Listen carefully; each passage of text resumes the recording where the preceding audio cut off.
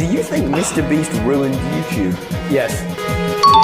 Ooh. Now, in all honesty, Jack, why? Because it became more about views, money, and popularity than it did about having fun. Authenticity is something that us as consumers yearn for, and on YouTube, it's essential.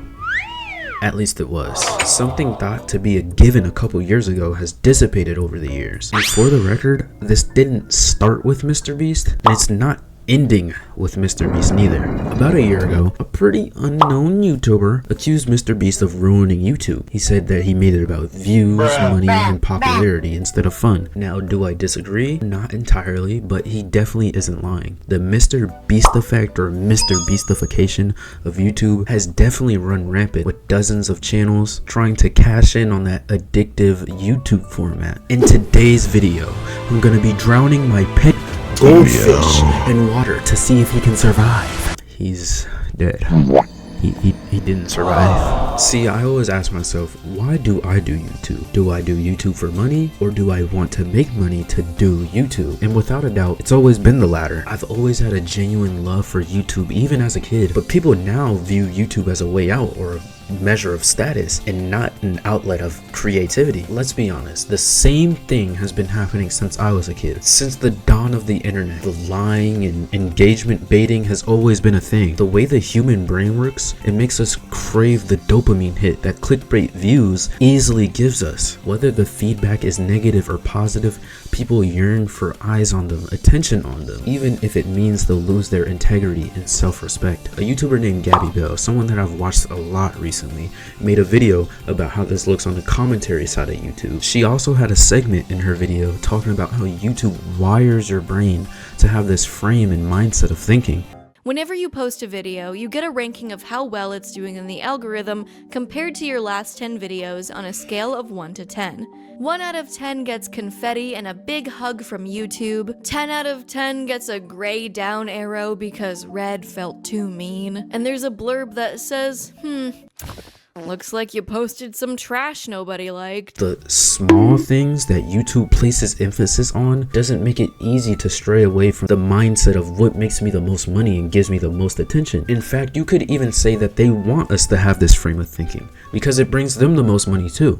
When we make money on YouTube, they also make money, of course. It leads you away from the thought process of what would bring me the most fun making this video, what brings me the most joy, into a more corporate and soulless aspect of YouTube. Even myself, as a small baby YouTuber with less than 1,000 subs, I found myself falling for this authenticity trap. Now, did I think what I did was cool? Was the video idea cool? Yeah, but everything from the editing to the video topic itself just wasn't truly me. I'd love to do video rankings in the future, but let's be honest, no one, including myself, cares about TikTok clones or TikTok alternatives. Like I said before, this isn't a new thing. Inauthenticity on YouTube didn't just magically appear. YouTube has always had these goobers taking up space, wasting our creative YouTube air. You got fake pranks in early 2010s, 2016 hype beasts, fidget spinners, and fake gift card giveaways, the large-scale Mr. Beast clones in 2018 and 19, and to add to those, now we have slop channels making hyper-inflated news and social media videos. Let's be honest, us as consumers,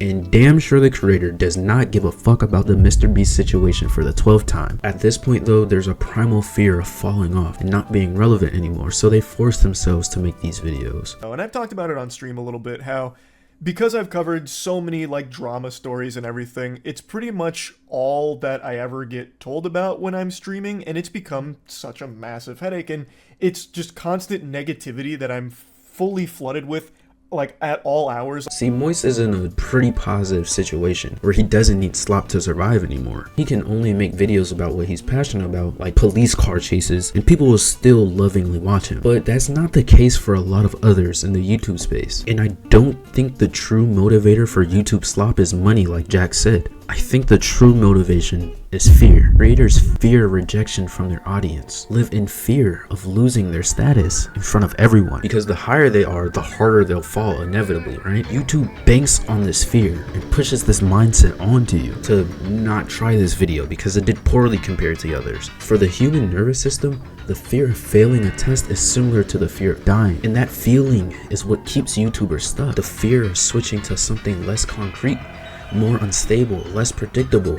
When you step into the creative world of YouTube, you can't just hide away and focus all your energy on money. A passionate YouTuber has to take risks to find their true audience. Keeping people engaged, this more creatively lens of thinking is just not in the question for a lot of people. But some people turn away from that and put up something that the public can just flock to and eat up. Because to be honest, it's way less scary to do that. Rather than be authentic and put out content you enjoy and having people hate it, why don't I put out something that I don't too much enjoy, but I know people will eat it up? I may hate making this, but at least, you know, my ego is getting stroked. Now, I know what you're thinking. People need money to survive. So of course they want money. What's wrong with that? But it's not just about money itself. People aren't just scared of being broke. People are scared to jump out their comfort zone. They're scared to fail. If money were the true motivating factor for YouTube, people will understand that being truly yourself, being genuinely who you are, is just as profitable. Look at creators like Dashi and Corey Kenshin. They've made millions of dollars sitting behind a guest gaming, but our egos are powerful. We trap ourselves in a box, afraid to break out of it. For me, if this video gets 50 views, or 1 million views, I'll be satisfied because I stayed true to what I wanted to truly create. And I hope others will realize and start doing the same.